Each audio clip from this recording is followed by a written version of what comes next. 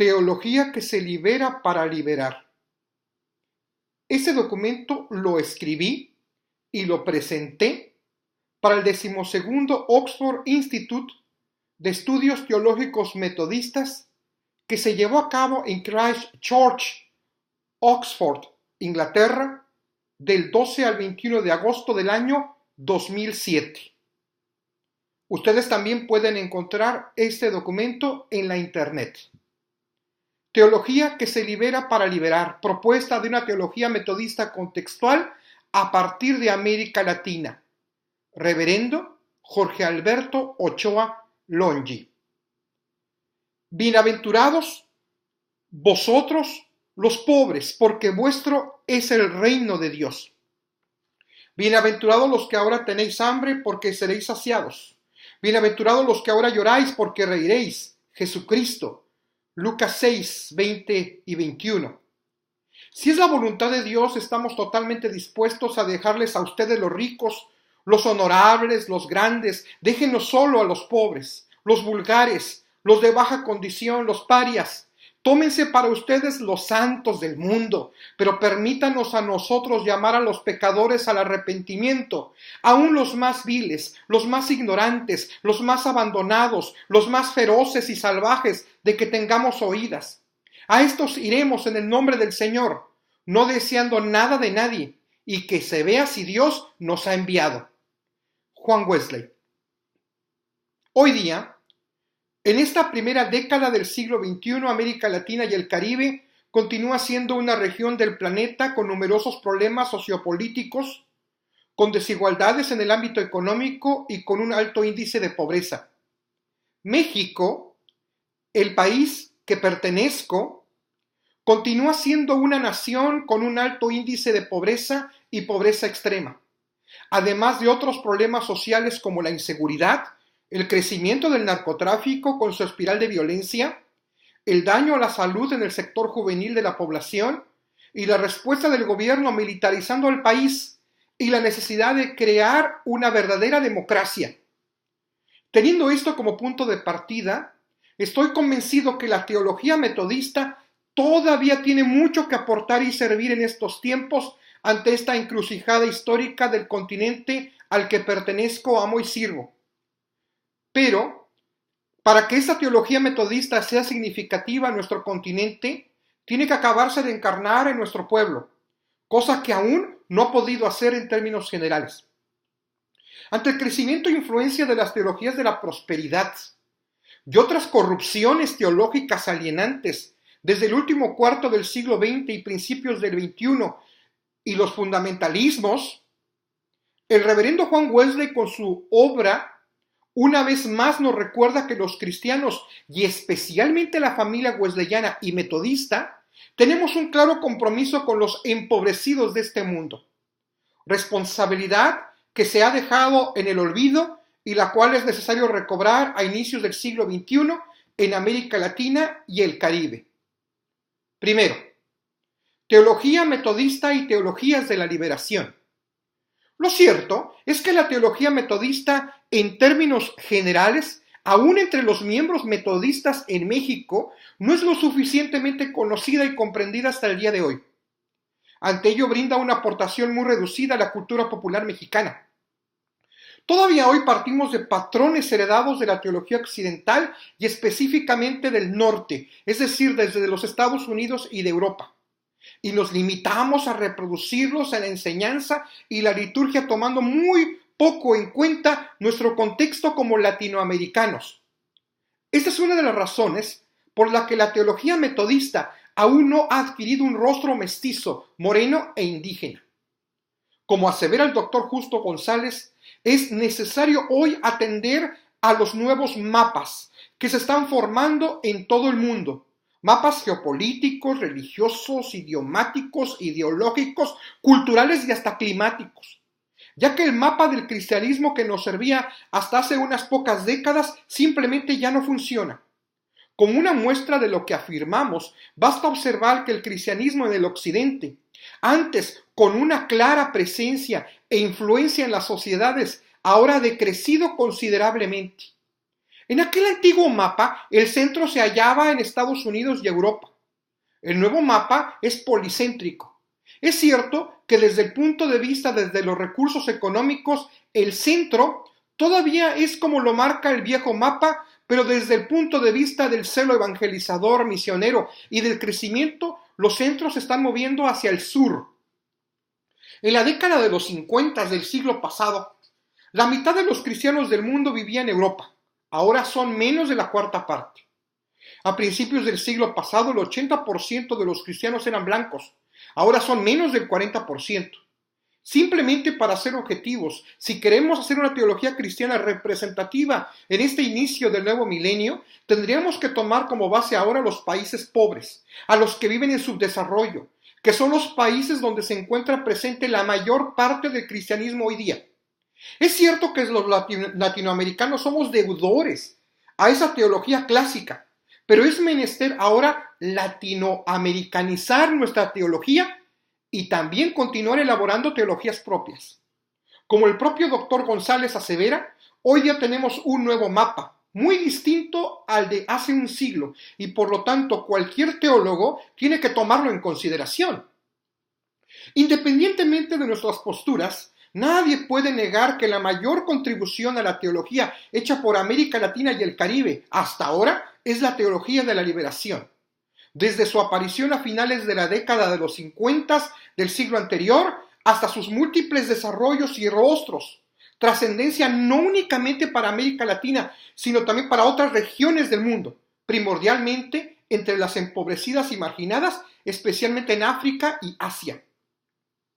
Si bien, para muchos teólogos y estudiosos del tema, hoy día las teologías de la liberación se encuentran superadas, según lo que dicen esos teólogos y estudiosos del tema, y que se encuentran en declive debido a la persecución oficial de la Iglesia Católica Romana por parte de los papas Juan Pablo II y Benedicto XVI, bueno, cabe recalcar que ahora el catolicismo está bajo Francisco y el Papa Francisco se encuentra mucho más abierto a las teologías de la liberación, lo cual felicito y doy la bienvenida.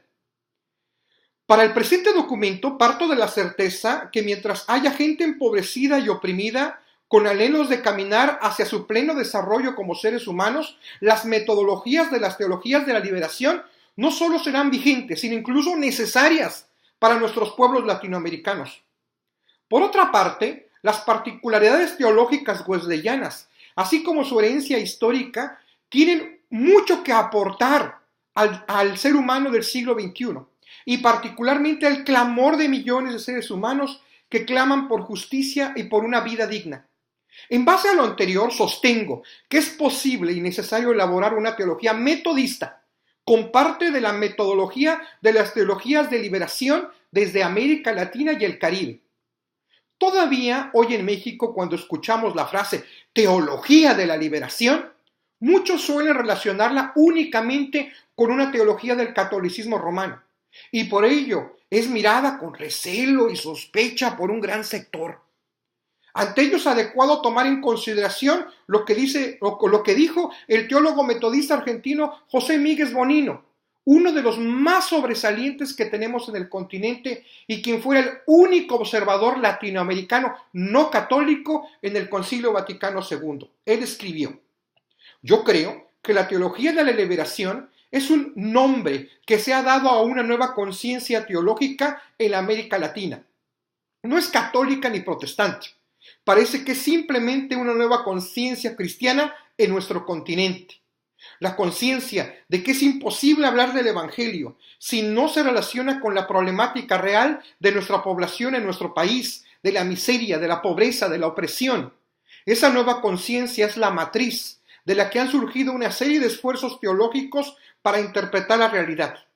Algunos han sido católicos, otros protestantes. Obviamente la mayoría ha sido católica porque la mayoría de la población en América Latina es católica.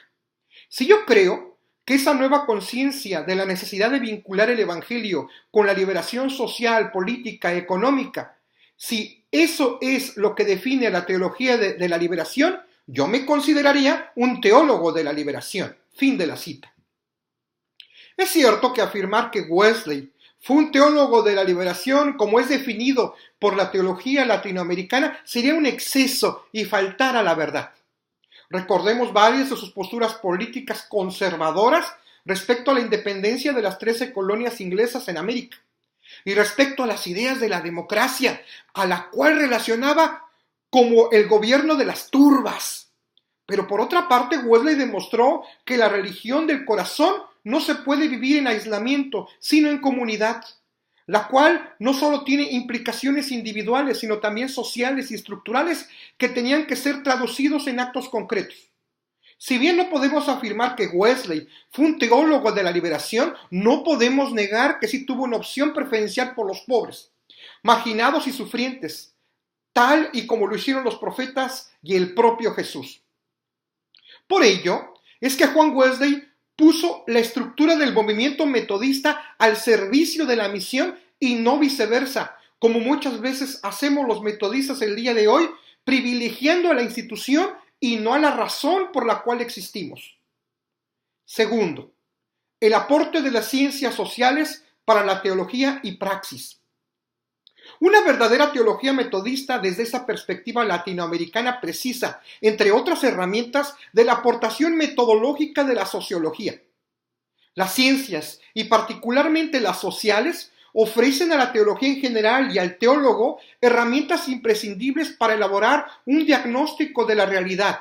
Le revela las causas y las raíces de la opresión vivida por nuestros pueblos empobrecidos. Le descubre los procesos y los dinamismos estructurales, le demuestra los funcionamientos y las tendencias del sistema neoliberal que está presente en casi todas las naciones del continente y puede proveer las alternativas al mismo.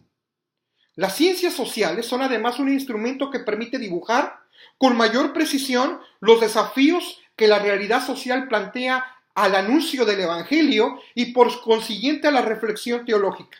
En definitiva, la teología tomará mayor lucidez histórica y por ello podrá tener un diálogo efectivo con nuestros pueblos.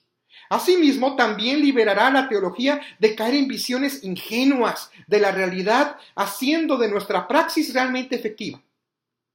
Las acusaciones de sociologizar la teología que se han hecho contra las teologías de la liberación no esconden otra cosa que el retorno, hoy imposible, a una supuesta teología pura, como si existiera tal teología, desentendida de las realidades históricas y ajena a las mediaciones analíticas y que suelen favorecer el status quo.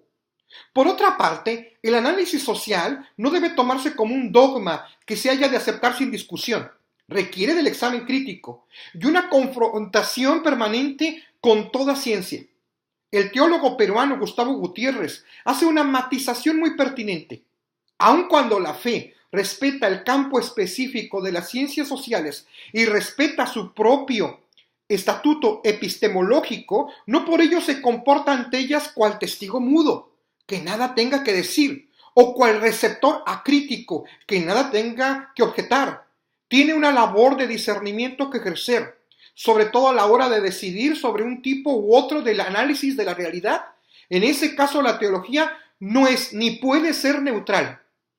El teólogo debe optar por aquel tipo de análisis que cumpla los siguientes requisitos: ser capaz de traducir acertadamente las exigencias de la fe, adecuarse a la dirección y al horizonte global del cristianismo, ser capaz de describir de manera global los mecanismos que constituyen el pecado estructural, proponer alternativas que estén en consonancia con las opciones que la fe considere más adecuadas a la salvación y a la liberación integral del ser humano, para promover con mayor eficacia la justicia y la transformación cualitativa con mayor participación y fraternidad.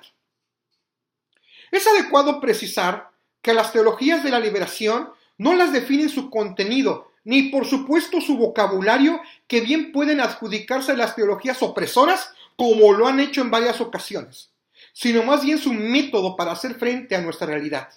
Como afirma Gustavo Gutiérrez, la teología que es comprometida con el reino de Dios es en realidad un acto segundo. El compromiso de caridad es el acto primero. Tal vez esta aseveración pareció ingenua en los años 60, pero en realidad planteó una verdadera revolución en la metodología teológica. Sin embargo, Si bien la teología wesleyana clásica no podría decirse que comparte del todo el método expuesto de la teología de la liberación, sí podemos encontrar coincidencias y puntos de contacto. Es cierto que John Wesley partió del examen de las Sagradas Escrituras para elaborar su teología, pero también es cierto que se fundamentó en otras fuentes como la tradición, la cual es la revelación de Dios a la iglesia a través de la historia, la razón, la experiencia, que es una de sus contribuciones a la teología y que reconoce sobre la necesidad de percibir la experiencia del perdón y de la salvación que otorga el Cristo resucitado, no solo a nivel personal, sino también de forma comunitaria, y a la creación o la naturaleza, como una forma en que Dios se revela al ser humano. Pero allí no acabaron las herramientas que el reverendo inglés utilizara. También consideró la religión natural, la conciencia, las ciencias, la comunidad y la cultura. La necesidad de no solo conocer, sino ser diestro con estas fuentes y herramientas teológicas, lo podemos ver claramente en su documento que tituló Un discurso a los clérigos, que escribió en 1756. En él recomendó a los clérigos, entre una larga lista de conocimientos y virtudes, tener conocimientos sobre las ciencias, incluyendo las que hoy denominamos ciencias sociales, con la finalidad de aplicar estos conocimientos en la praxis cotidiana. Es decir, que para la teología metodista no fue ni será aceptable practicar un biblismo de corte fundamentalista, que tanto hay en nuestras iglesias, sino que el estudio profundo y serio de las Sagradas Escrituras debe tener un diálogo constante con la realidad de la historia humana, con el aporte de diversas herramientas. La teología, entonces, desde la propuesta de este trabajo, es comprensión de la palabra de Dios y a la vez comprensión del mundo y del ser humano al que dirige esa palabra, y quien a su vez le cuestiona y le pregunta. Puesto que la Biblia no habla de Dios sin mostrarnos lo que Él quiere para los seres humanos, afirmamos que la Biblia es palabra sobre Dios, teología, pero también palabra sobre el hombre, antropología, y su sociedad, sociología. Por eso que no podemos desvincularlas. Tercero, la opción por los pobres en el metodismo. Siguiendo la tradición de las Sagradas Escrituras y específicamente de la profética y del propio Señor Jesucristo, el metodismo en la Inglaterra del siglo XVIII, marcado como una religión del corazón, se presentó para los más sencillos y no educados como una posibilidad de inclusión para los pobres. El metodismo, al distanciarse de las doctrinas de la elección para la salvación y de la predestinación, creó una alternativa completamente viable para el protagonismo espiritual de los pobres que encontraban en la experiencia religiosa en las sociedades, clases y bandas metodistas una confirmación de su humanidad en medio de una sociedad que los oprimía y marginaba. El metodismo articuló la experiencia personal con una disciplina comunitaria, creando un tejido social que respondía a las necesidades de una subjetividad en un nuevo imaginario social que correspondía a las transformaciones de su tiempo. Precisamente antes de que en el siglo XX los teólogos de la liberación estuvieran hablando como si fuera una novedad de la opción preferencial por los pobres, para Wesley y los metodistas ya era una práctica común en esta iniciativa, como podemos deducir fácilmente de la cita con la que inicié este trabajo. El doctor Hugo Magallanes encuentra por lo menos 4 evidencias de la dedicación de Wesley por el bienestar de los pobres. Primero, sus notas personales en su diario, sus sermones y cartas dan cuenta de su interés genuino y preocupación sincera. Segundo, que no obstante ser una persona muy culta, su predicación del Evangelio lo hizo con un vocabulario sencillo, fácil de entender y con ilustraciones relevantes para la gente común.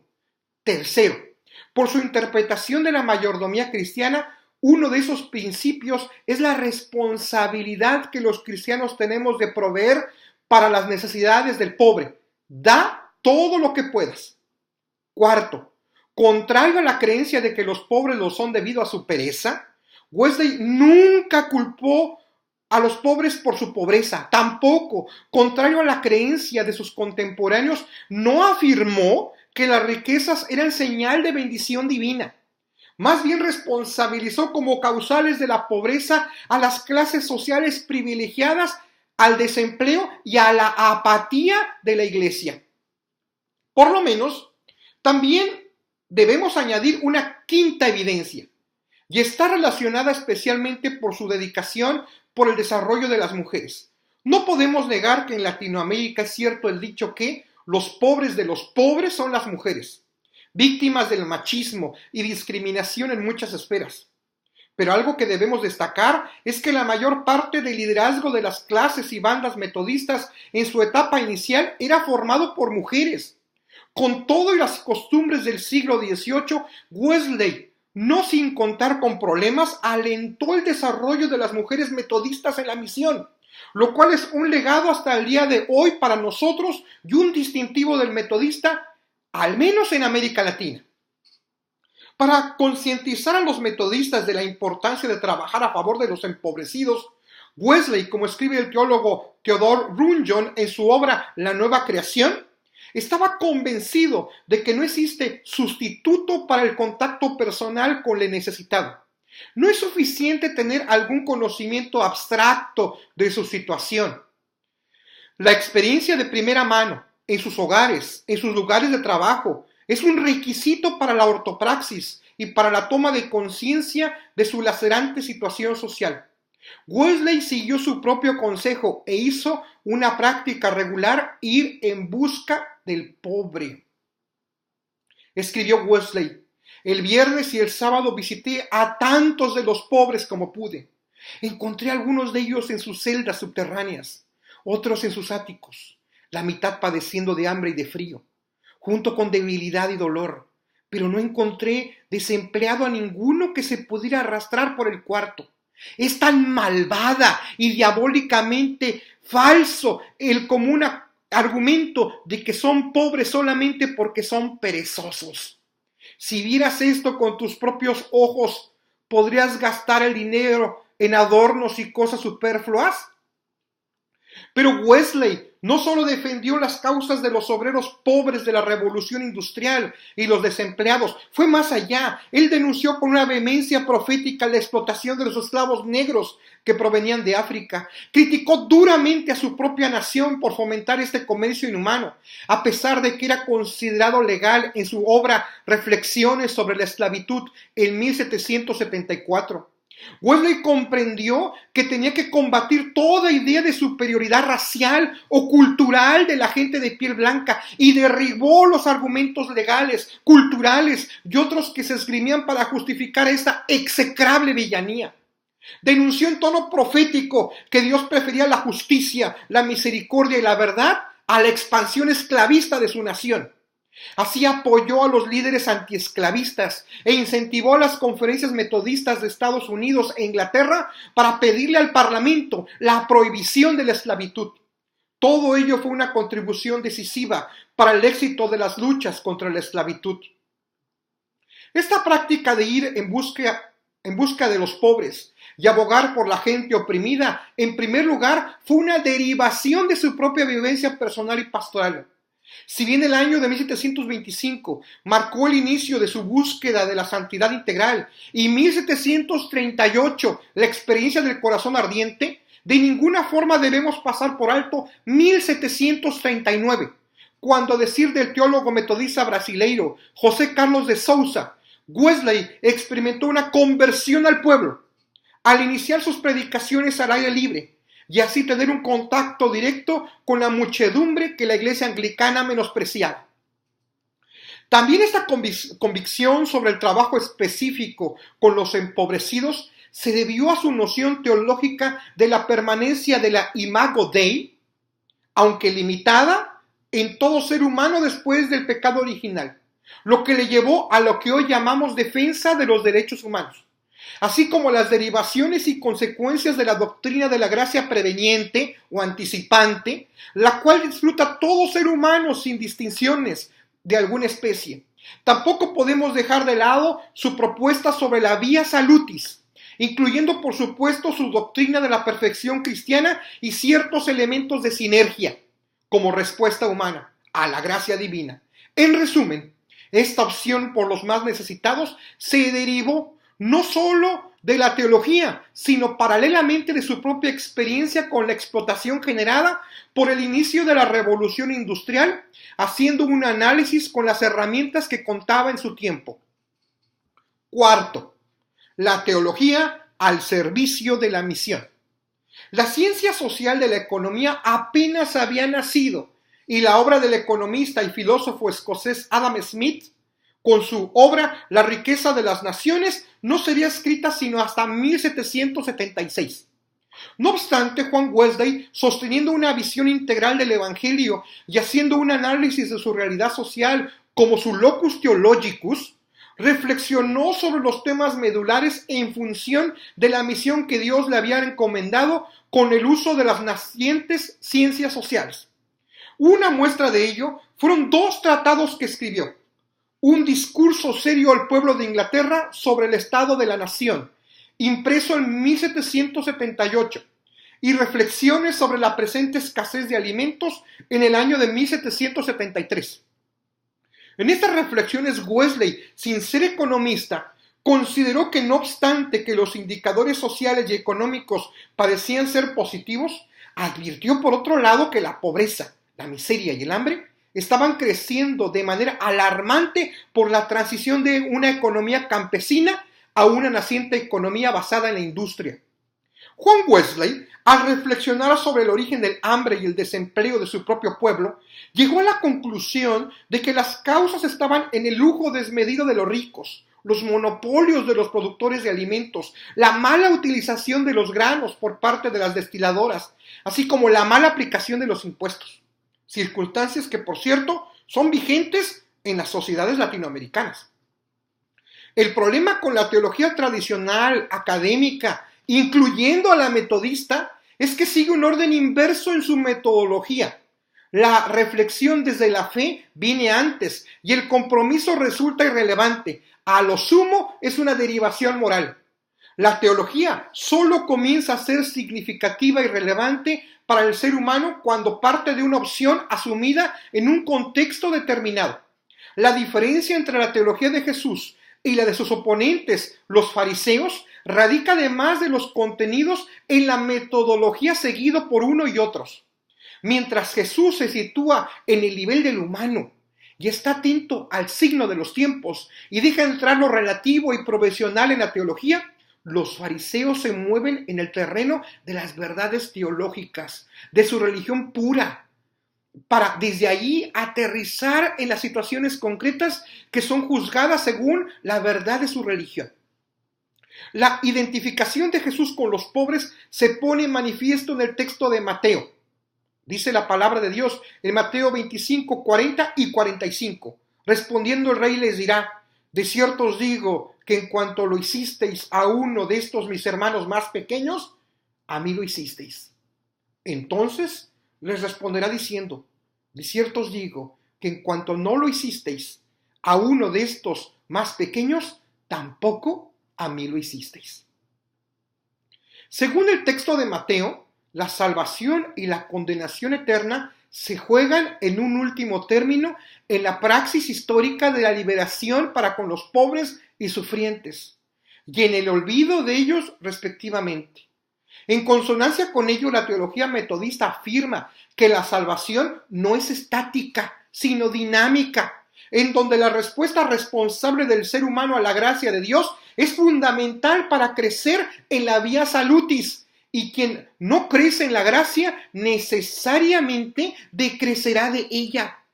Como vimos, Wesley partió de su vivencia pastoral y no de la mera especulación teológica, de tal manera que encarnó un ministerio sostenido por un principio de la unión entre la teología y la práctica, pastoral e iglesia, iglesia y sociedad. Este principio nos recuerda que desde el ángulo particular del movimiento wesleyano, la teología está siempre al servicio de la misión de la iglesia y que las condiciones sociales y económicas desde donde ejercemos nuestro ministerio determinan nuestros enfoques particulares sobre la misión, la evangelización y la tarea pastoral, tal como Wesley lo expresó a través de su vida y pensamiento. Es así que, como afirma Bonino, No existe un camino que lleve directo a la revelación de la teología. Se requiere la mediación de la praxis, lo que obliga a sospechar de los intentos idealistas de hacer teología. Muestra además que el ámbito definitorio de la praxis, así como el de la reflexión teológica, es el sociopolítico. Quinto, locus theologicus. Toda la teología se hace desde algún lugar. Tiene un locus theologicus, unas veces de forma declarada y explícita, y otras de forma latente y no confesada. Las teologías de la liberación se sitúan decidida y conscientemente en el lugar político y social del pobre, en la ruta de los oprimidos, en la ruta de los marginados. Los pobres constituyen el lugar hermenéutico y el sujeto histórico de las teologías de la liberación. Todavía recuerdo en el año de 1994, cuando tuve el gusto de conocer personalmente al obispo católico Samuel Ruiz, que residía en San Cristóbal de las Casas, Chiapas, a unos meses del alzamiento indígena en el estado mexicano de Chiapas. Él fue nombrado intermediario entre el gobierno mexicano y el Ejército Zapatista de Liberación Nacional, EZLN. Con el paso del tiempo, el gobierno mexicano tuvo un alejamiento del obispo, argumentando que él no podía ejercer su función de mediador, ya que de antemano favorecía la causa indígena. En una conferencia de prensa se le preguntó al obispo Samuel Ruiz sobre esta presunta parcialidad de su parte, a lo que respondió con toda naturalidad: claro que soy parcial. Yo estoy del lado de los pobres, marginados y de los indígenas, porque es mandato de nuestro Señor Jesucristo hacerlo así. No sé por qué se sorprenden. Naturalmente, el gobierno mexicano decidió desconocer al obispo Ruiz como mediador de este conflicto que no se ha resuelto hasta el día de hoy. Parafraseando al teólogo Juan Luis II, afirmamos que toda la teología es política, aun la que no habla o piensa en términos políticos, y hacer una teología sin tomar en cuenta de forma consciente a la política es mala decisión, porque esa forma de teología por lo regular se asocia con el status quo. El teólogo alemán protestante Jürgen Moltmann coincide diciendo que en realidad es completamente imposible elaborar una teología apolítica. Las teologías autodenominadas apolíticas, por lo regular, han asumido alianzas tácticas con movimientos políticos, por lo regular conservadores, y que han reforzado la opresión de los pueblos. Debemos estar conscientes que toda la teología, por más sencilla o compleja, se ha hecho, se hace y se hará desde un determinado lugar social. No podemos desatendernos de nosotros mismos, es decir, no podemos librarnos de la circularidad hermenéutica. Lo que pasa es que algunas teologías son conscientes de ello y lo confiesan, mientras otras no son del todo conscientes, y si lo son, se cuidan mucho de darlo a conocer. Este es el caso de la teología elaborada en el primer mundo, que se resiste a reconocer su parcialidad y rara vez asume de manera consciente su ubicación social y su dimensión ideológica. Otro de sus problemas es que esa teología tiende a absolutizar y a elevar a categoría de universal lo que en realidad no es otra cosa que una perspectiva en particular. Y tengamos siempre presente que la absolutización de una particularidad es una tiranía. Como escribió el teólogo brasileiro Hugo Assmann, la única salida de la teología cristiana hoy, aún en los países dominantes, si no quiere caer en el cinismo y si desea dar concreción histórica a los temas fundamentales de la teología, es tomar como punto de partida la situación de dependencia y dominación de 2/3 de la humanidad, con sus 30 millones de muertos anuales por hambre y desnutrición. Cuando las teologías protestantes, católicas, ortodoxas o de cualquier tipo, a través de los tiempos, en lugar de ser liberadoras, han sido opresoras y no han reconocido la voz de los desposeídos, podemos afirmar que en realidad han sido, son y serán heréticas. Cuando las teologías han legitimado a los poderosos para expandir su riqueza y territorios atropellando a los débiles o han sido indiferentes a ello, han sido, son y serán heréticas.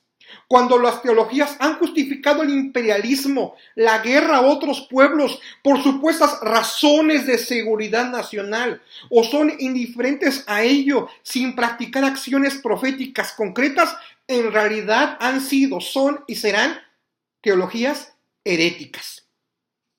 Cuando la teología metodista y los metodistas de este mundo estemos tentados a negar, ya sea por comodidad o por defender nuestro status quo, nuestra doctrina y nuestra herencia, ya sea pasiva o activamente, para ir tras los Baales, escuchemos atentamente la voz profética de la palabra de Dios y también a John Wesley. Él escribió: ruego a Dios que me permita, antes que vaya y perezca, levantar mi voz una vez más como un toque de trompeta, para alertar a aquellos que ganan y ahorran cuanto pueden, pero no dan todo cuanto pueden. Son fundamentalmente estas personas quienes nos ofenden el Santo Espíritu de Dios y son responsables en gran medida que su gracia no descienda en nuestras asambleas. Muchos hermanos nuestros amados de Dios no tienen comida, no tienen vestido con qué cubrirse, no tienen dónde recostar su cabeza. ¿Por qué sufren tanto? Porque ustedes despiadadamente, injusta y cruelmente retienen lo que nuestro Señor, el Señor de ellos y de ustedes, ha puesto en sus manos, para que ustedes atiendan las necesidades de ellos. Vean los miembros traspasados de Cristo, traspasados de hambre, temblando de frío, semidesnudos. Mientras tanto ustedes disfrutan de la abundancia de las cosas de este mundo, carne, bebida y vestimenta, en nombre de Dios. ¿Qué están haciendo? ¿Acaso no temen a Dios ni respetan a los hombres? ¿Por qué no partes tu pan con el hambriento? ¿Por qué no cubres al desnudo con vestido? ¿No será que has invertido en tu propio y costoso atavío lo que deberías haber destinado para responder a estas necesidades? Este gasto superfluo no cuenta con la aprobación de Dios ni de tu propia conciencia. Sin embargo, tú, como argumento, dices, es que tú puedes. Deberías avergonzarte de poner palabras tan necias en tu boca. Nunca vuelvas a utilizar esa expresión tan estúpida y tan absurda. Tan errado está quien así obra, que debería ser excluido de una sociedad cristiana. Fin de la cita. El Locus Theologicus de una teología metodista contextualizada en América Latina no es una institución, un salón de clase o la reflexión teórica por más ortodoxa que sea. Son más bien sus pueblos anhelantes de salvación y liberación. Lo constituyen las alegrías y necesidades de nuestra gente, sus esperanzas y anhelos, sus frustraciones y demandas. Son sus calles, sus plazas, sus mercados, en donde en realidad late el corazón de nuestros pueblos.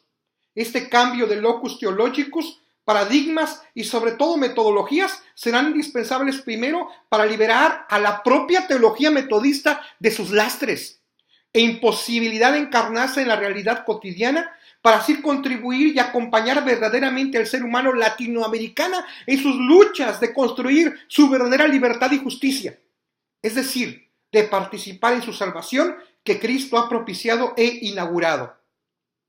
Quinto, una economía ética. Junto a la descripción del fenómeno del desempleo, la pobreza y el hambre, John Wesley percibió la comodidad de los ricos y la indiferencia de la sociedad opulenta ante el clamor de los pobres. Así Wesley hizo una crítica desde la ética, porque para él la vida económica no podía separarse de la vida cristiana en general. El uso de los recursos materiales, especialmente de la propiedad y el dinero, fue una constante preocupación en su pensamiento.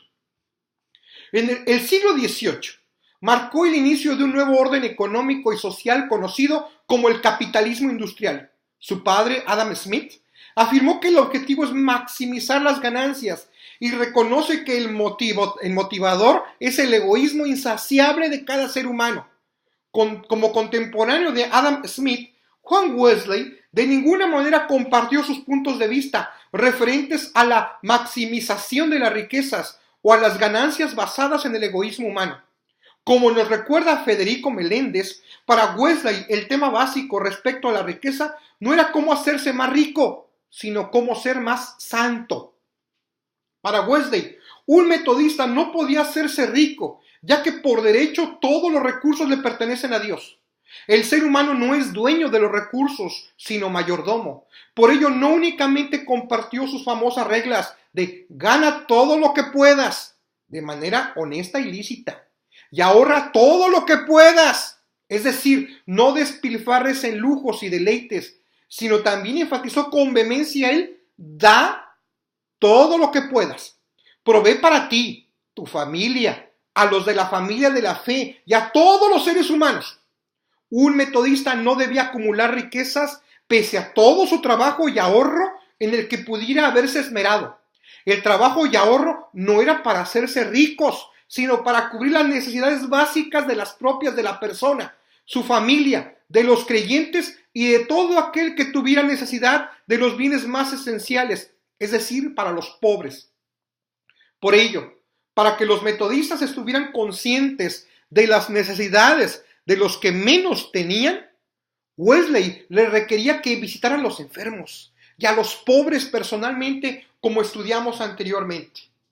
Bien afirma Theodore Wesley Jennings. Para Wesley, el único clamor legítimo de los recursos de la tierra no se basa en la industria o el capital, la empresa o el trabajo, sino en las necesidades de nuestro prójimo. Por ello, Meléndez afirma que entre el espíritu del capitalismo y la ética wesleyana hay un abismo y que esta ética metodista representa una excepción a la ética protestante de su tiempo. Sucede que hoy día en América Latina la ética y la economía están desvinculadas. La idea de que los valores éticos y la vida económica no se relacionan ha facilitado el apuntalamiento de comportamientos corruptos que pasan por encima de la dignidad de los seres humanos. En nuestro continente conviven la premodernidad, modernidad y posmodernidad. Sin embargo, toda la humanidad está incluida en una globalización acelerada, es decir, en los procesos de cambios científicos, tecnológicos, sociales, políticos y fundamentalmente económicos. Sin embargo, la realidad es que este avance de la ciencia y tecnología no se rigen bajo códigos de ética, sino que están al servicio del comercio y del capital, y no del bienestar del ser humano. Es decir, que estos desarrollos, por ejemplo, los médicos y de tecnologías diversas, solo son accesibles generalmente para quienes tienen suficiente poder adquisitivo. El doctor René Padilla afirma que si la pobreza de los pobres crece a la vez que hay crecimiento económico a nivel nacional, entonces es claro que no se trata de un problema meramente económico, sino esencialmente ético. Crece la pobreza de muchos porque hay acumulación de bienes en las manos de pocos. Tengamos presente que según el informe de la CEPAL en el año 2006, este continente y particularmente México son regiones con las mayores desigualdades económicas a escala mundial. En muchos países de Latinoamérica los expertos nos informan que la macroeconomía de la región crece y que vamos por el buen camino. Mientras vemos cómo los salarios mínimos cada vez tienen menos poder adquisitivo. Entonces, esto es una muestra que tenemos un problema no solo económico, sino también ético. Franklin Canelos asevera que la realidad del empobrecimiento de América Latina y de otros continentes subdesarrollados tiene que ver con el fracaso de los paradigmas del neoliberalismo. Las políticas económicas de los gobiernos y las entidades financieras internacionales, afirma el doctor Meléndez, solo privilegian y protegen a los grandes inversionistas y a quienes tienen el poder económico de compra. Los pobres no cuentan para el mercado, pues no tienen el poder adquisitivo para participar del mismo. Los móviles que impulsan al mercado en el neoliberalismo son siempre utilitaristas.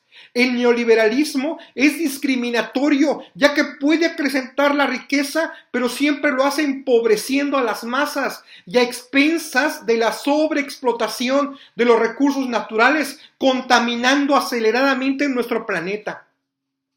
Lo cierto es que el modelo económico de la mayoría de naciones de este continente debe ser cambiado. Es por ello que Federico Meléndez afirma que necesitamos replantear una ética económica basada en los principios del amor y la justicia social. Esto concuerda con René Padilla, cuando afirma que es urgente promover una renovación ética que tome en serio los valores representados por el jubileo, ya que si algo comprueba que el sistema económico actual neoliberal, sistema operante en la mayoría de los países de Latinoamérica, precisa una transformación drástica, es la agudización de los grandes problemas como la contaminación ambiental y la pobreza agravada por el desempleo. Si el siglo XVIII marcó el inicio del capitalismo en Inglaterra y en Europa, hoy nuestro siglo es del capitalismo global y la cultura planetaria, con sus incidencias sobre la economía en todo el mundo. Las inmigraciones del campo a la ciudad en la Inglaterra del siglo XVIII continúan hoy, pero desde continentes enteros y desde los países de la periferia que huyen de la pobreza y la miseria. Son millares las personas que desde Latinoamérica emigran a los Estados Unidos y son millones de dólares en forma de remesas que envían tales inmigrantes a sus familias. El fenómeno de la migración necesariamente debe ser considerado en los nuevos paradigmas económicos que deberán ser creados desde nuestra realidad latinoamericana. Ante ello es necesario contar con una reforma migratoria justa e integral por parte de los Estados Unidos de América que tome en cuenta esta realidad y que no trate a los migrantes como delincuentes, sino como trabajadores con derechos y obligaciones. Conclusión.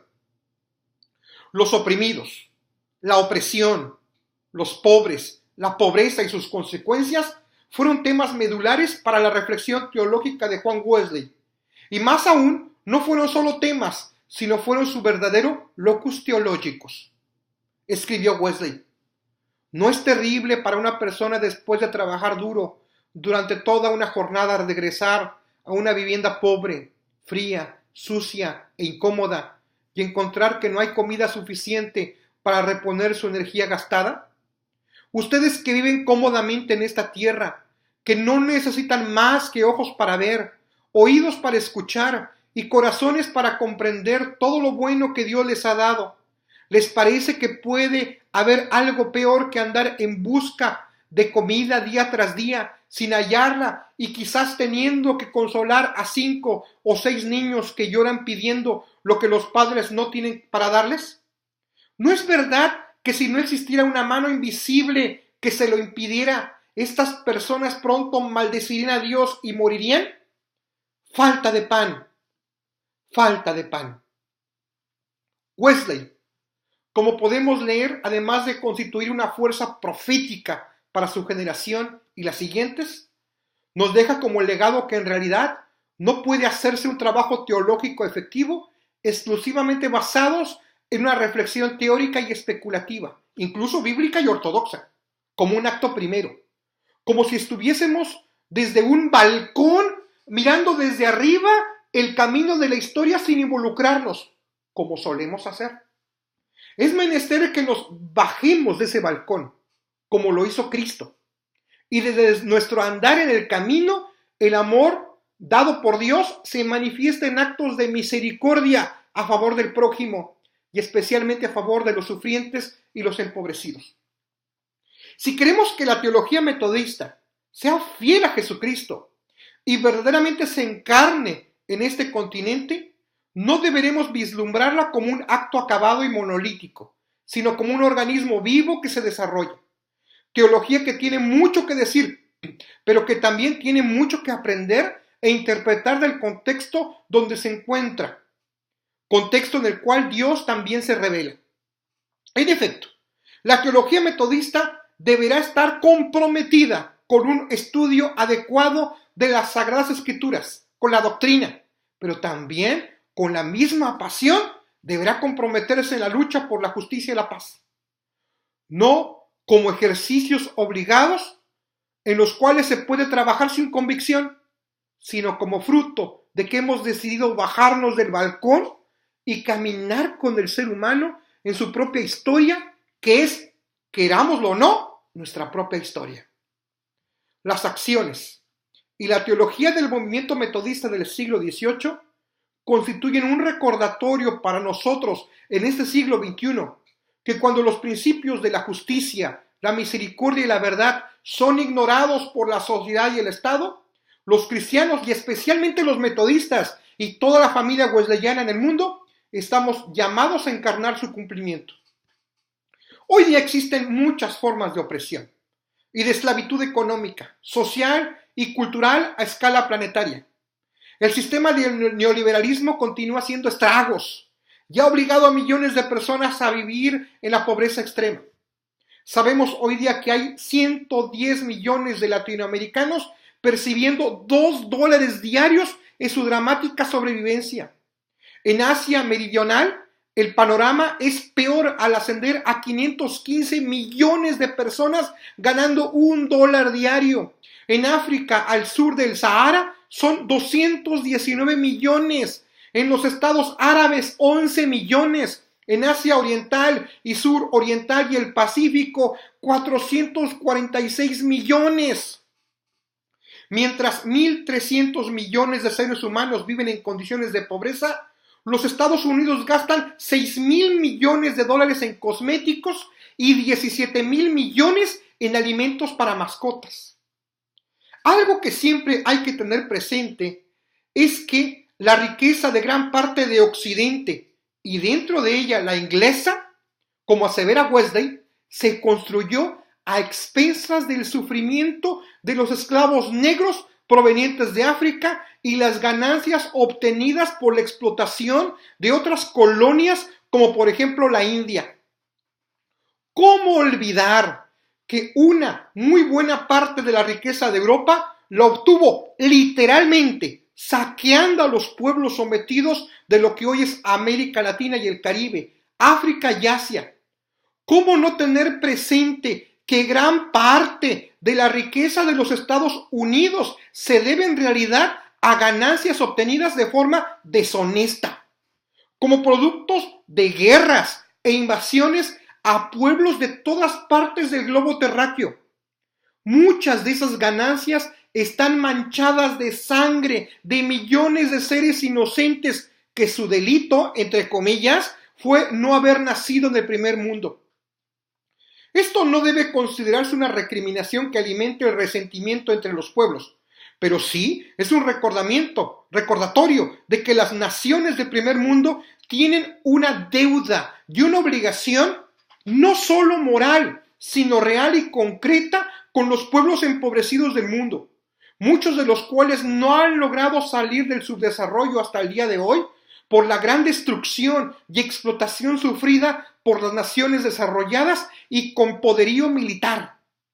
Esas naciones desarrolladas tienen la obligación de apoyar verdaderamente a las naciones subdesarrolladas, incluyendo América Latina y el Caribe, no como dádivas, sino como parte de una indemnización y resarcimiento a los pueblos explotados. Elaborar teologías metodistas desde cualquier parte del globo terráqueo sin levantar la voz profética sobre estas realidades es incurrir en cinismo. La fuerza característica de una teología metodista contextual a partir de América Latina radicará en su vinculación con el proyecto histórico de los oprimidos, en el asumir las causas de la justicia, de la vida, de la libertad, de la dignidad, que han de concretarse históricamente en la defensa de los derechos humanos de quienes se ven privados de ellos, en el dar voz a los sin voz, especialmente a las mujeres subyugadas y los pueblos indígenas relegados. Se trata de una teología que a la vez es universal, pero que pasa por un contexto determinado y concreto de Latinoamérica, ya que una teología, cualquiera que ésta sea, que no pasa por lo concreto, cae irremisiblemente en la abstracción, o lo que es peor todavía, en la imposición de algo particular como universal, como le sucede con frecuencia a la teología de los Estados Unidos y Europa. Como nota final, merece decir que un rasgo distintivo y característico de los latinoamericanos que habrá que tomar en cuenta en nuestra teología son las expresiones emotivas de nuestra fe, que se traducen en gestos, liturgias, himnos y estribillos que van desde los más conservadores y tradicionales de herencia norteamericana y europea hasta los de corte carismático, pasando por lo latinoamericano. Deseo concluir ese trabajo con un himno que escribiera el pastor e himnólogo metodista mexicano, el doctor Manuel Vigueras Flores, que considero bien puede resumir esta propuesta teológica metodista y contextual latinoamericana. Él escribió el himno El pan y la paz. Dice así: multitudes hambrientas en cruel desamparo, angustiadas procuran el pan y la paz. El pan para el alma y el pan para el cuerpo.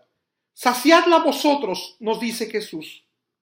Este mundo enloquece y el mal sobreabunda, se desprecia la vida y reina el terror. Piedad te imploramos, Señor de la vida, perdona a tu pueblo de dura cerviz.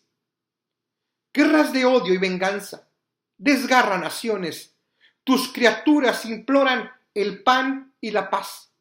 Despierta en nosotros conciencias dormidas, que hagamos contigo un mundo mejor. Que la fe que profeso sus obras produzca, amparando al sediento y hambriento de Dios. Que auxilie al hermano que vive oprimido y que haya en tu gracia el pan y la paz. Este es el himno que escribiera el doctor Manuel Vigueras Flores.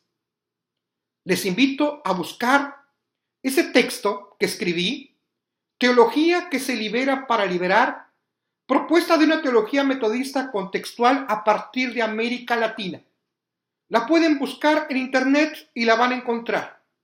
Allí van a leer también las notas a pie de página y la bibliografía utilizada. Espero que esta reflexión haya sido de bendición y utilidad para todos y cada uno de ustedes. Muchas gracias por haber seguido este mensaje. Dios les bendiga.